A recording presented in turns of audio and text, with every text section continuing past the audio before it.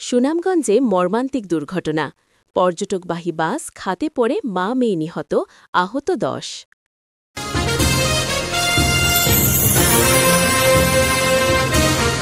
সুনামগঞ্জের শান্তিগঞ্জ উপজেলায় এক মর্মান্তিক সড়ক দুর্ঘটনায় মা ও মেয়ে নিহত হয়েছেন।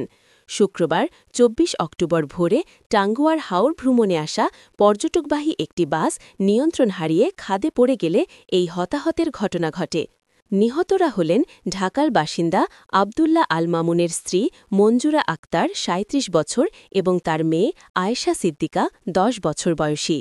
জয়কলস হাইওয়ে থানা সূত্র ও স্থানীয়রা জানায়, শুক্রবার ভোর আনুমানিক ৫:৩০টার দিকে টাঙ্গুয়ার হাওরের উদ্দেশ্যে ঢাকা থেকে আসা একটি পর্যটকবাহী বাস শান্তিগঞ্জ উপজেলার পাগলা বাজার সংলগ্ন ইনাতনগর গ্রামের রাস্তার মুখে শত্রুমর্দন বাঘেরকোনা গ্রামের সামনে পৌঁছালে নিয়ন্ত্রণ হারায়।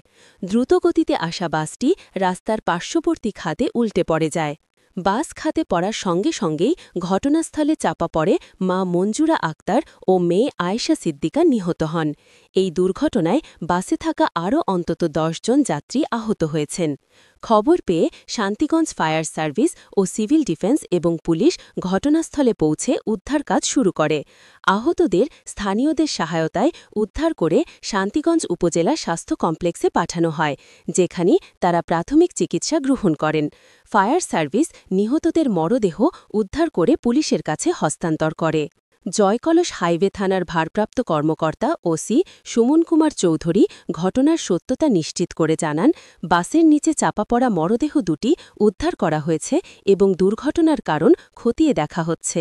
টাঙ্গুয়ার হাওরে ঘুরতে যাওয়ার পথে এমন মর্মান্তিক দুর্ঘটনায় এলাকায় শোকের ছায়া নেমে এসেছে।